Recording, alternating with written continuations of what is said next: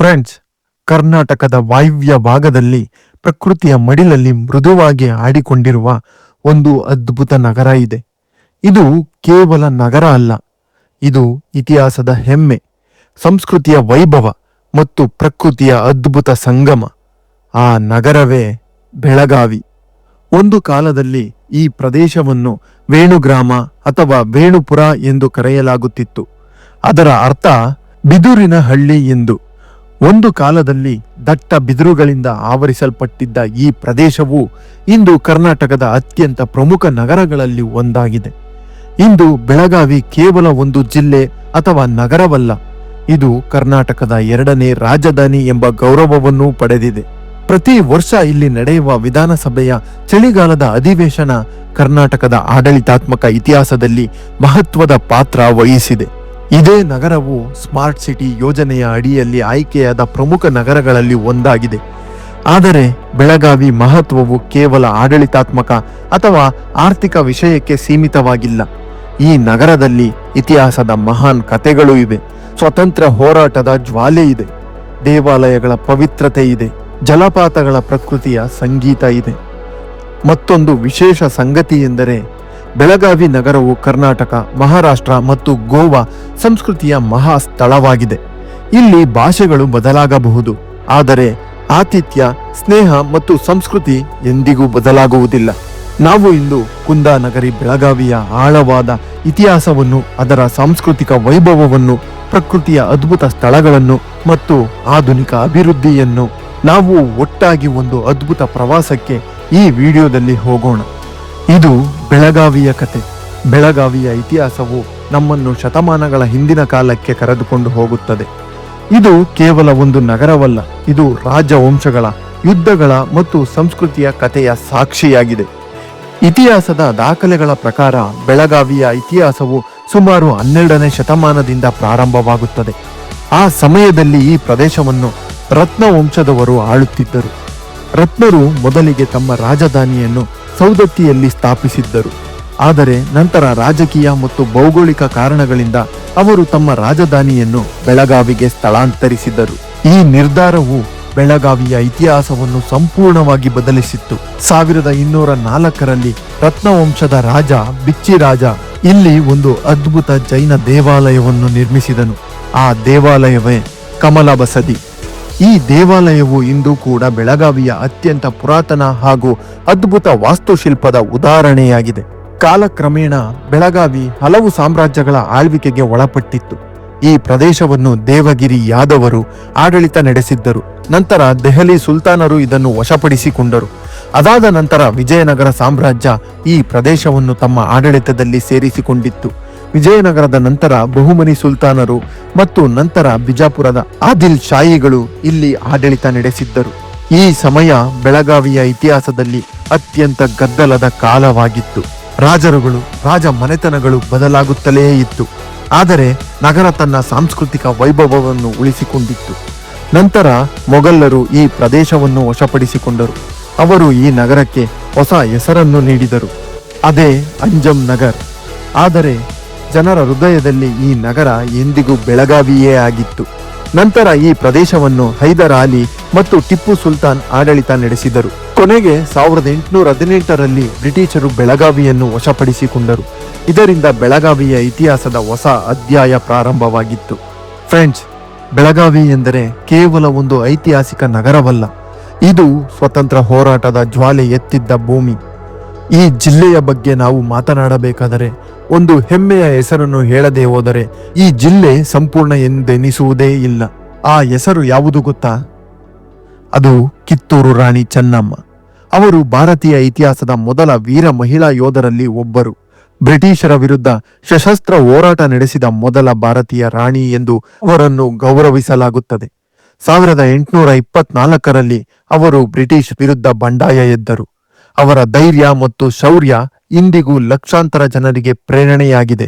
ಆದರೆ ಬೆಳಗಾವಿಯ ಸ್ವತಂತ್ರ ಹೋರಾಟದ ಕತೆ ಇಲ್ಲಿಗೆ ಮುಗಿಯುವುದಿಲ್ಲ. 1924ರಲ್ಲಿ ಬೆಳಗಾವಿಯಲ್ಲಿ ಒಂದು ಮಹತ್ವದ ಐತಿಹಾಸಿಕ ಘಟನೆ ನಡೆಯಿತು. ಅದು ಭಾರತೀಯ ರಾಷ್ಟ್ರೀಯ ಕಾಂಗ್ರೆಸ್ನ 39ನೇ ಅಧಿವೇಶನ. ಈ ಅಧಿವೇಶನದ ವಿಶೇಷತೆ ಏನು ಗೊತ್ತಾ?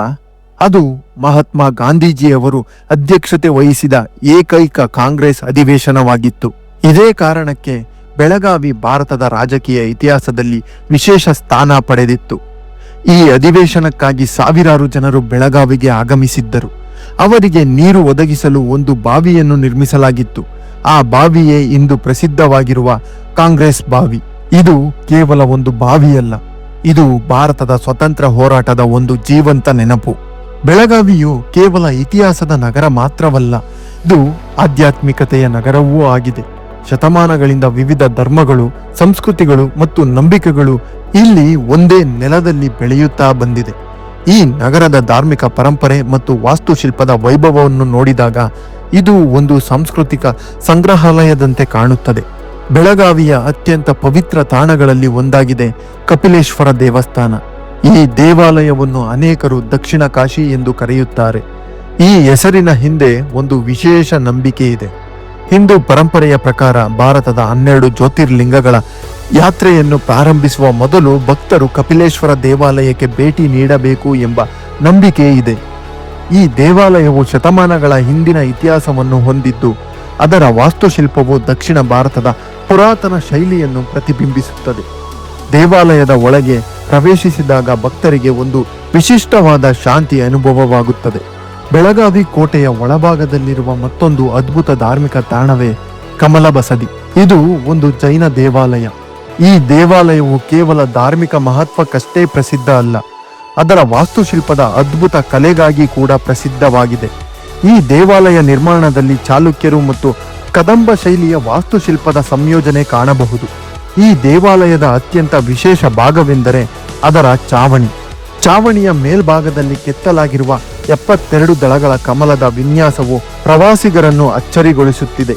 ಕಲ್ಲಿನಲ್ಲಿ ಕೆತ್ತಿದ ಈ ಕಲಾಕೃತಿ ಆ ಕಾಲದ ಶಿಲ್ಪಗಳ ಅದ್ಭುತ ಪ್ರತಿಭೆಯನ್ನು ತೋರಿಸುತ್ತಿದೆ. ಬೆಳಗಾವಿಯ ಮತ್ತೊಂದು ಪ್ರಸಿದ್ಧ ಧಾರ್ಮಿಕ ತಾಣವೇ ಮಿಲಿಟರಿ ಮಹಾದೇವ ದೇವಸ್ಥಾನ. ಈ ದೇವಾಲಯವನ್ನು ಭಾರತೀಯ ಸೇನೆಯವರು ನಿರ್ವಹಿಸುತ್ತಿದ್ದಾರೆ. ನಗರದ ಮಧ್ಯಭಾಗದಲ್ಲಿರುವ ಈ ದೇವಾಲಯವು ತನ್ನ ಶಾಂತಿಯುತ ಮತ್ತು ಸ್ವಚ್ಛ ವಾತಾವರಣಕ್ಕಾಗಿ ಪ್ರಸಿದ್ಧಿಯಾಗಿದೆ. ಇಲ್ಲಿ ಪ್ರತಿದಿನ ಅನೇಕ ಭಕ್ತರು ಶಿವನ ದರ್ಶನಕ್ಕಾಗಿ ಬರುತ್ತಾರೆ. ಇದರ ಜೊತೆಗೆ ಬೆಳಗಾವಿಯಲ್ಲಿರುವ ರಾಮಕೃಷ್ಣ ಮಿಷನ್ ಆಶ್ರಮ ಕೂಡ ಒಂದು ಪ್ರಮುಖ ಆಧ್ಯಾತ್ಮಿಕ ಕೇಂದ್ರವಾಗಿದೆ.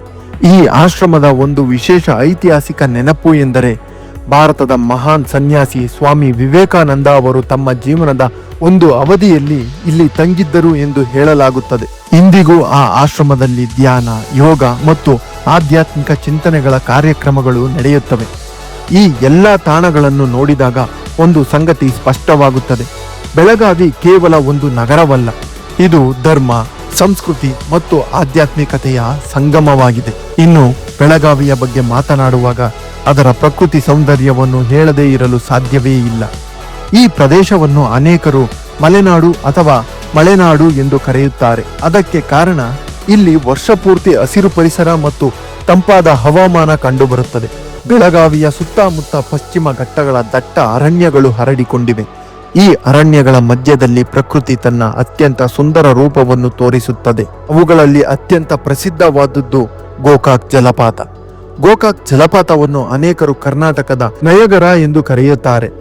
ಈ ಜಲಪಾತವು ಘಟಪ್ರಭಾ ನದಿಯಿಂದ ನಿರ್ಮಿತವಾಗಿದೆ. ಸುಮಾರು 170 ಅಡಿ ಎತ್ತರದಿಂದ ನೀರು ಬಿರುಸಿನಿಂದ ಕೆಳಗೆ ಬೀಳುವ ದೃಶ್ಯವು ನೋಡಲು ಅದ್ಭುತವಾಗಿರುತ್ತದೆ.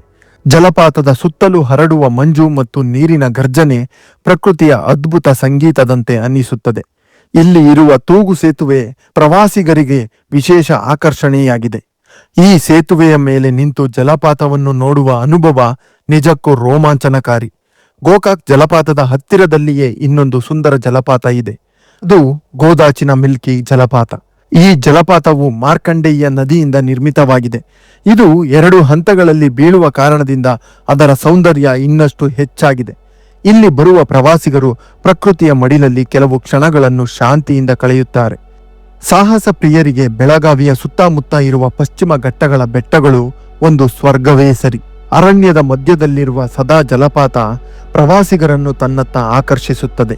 ಈ ಜಲಪಾತ ತಲುಪಲು ಟ್ರೆಕ್ಕಿಂಗ್ ಅವಶ್ಯಕತೆ ಇದೆ, ಆದರೆ ಆ ಪ್ರಯಾಣವೇ ಒಂದು ಸಾಹಸಮಯ ಅನುಭವ. ಇದು ಪ್ರಕೃತಿಯ ಒಂದು ಅದ್ಭುತದ ಅನುಭವವನ್ನು ನೀಡುತ್ತದೆ. ಬೆಳಗಾವಿಯು ಕೇವಲ ಇತಿಹಾಸ ಮತ್ತು ಪ್ರಕೃತಿಗೆ ಮಾತ್ರ ಪ್ರಸಿದ್ಧವಲ್ಲ, ಇದು ಕರ್ನಾಟಕದ ಆರ್ಥಿಕ ಮತ್ತು ಕೈಗಾರಿಕಾ ಶಕ್ತಿಯ ಕೇಂದ್ರವೂ ಆಗಿದೆ.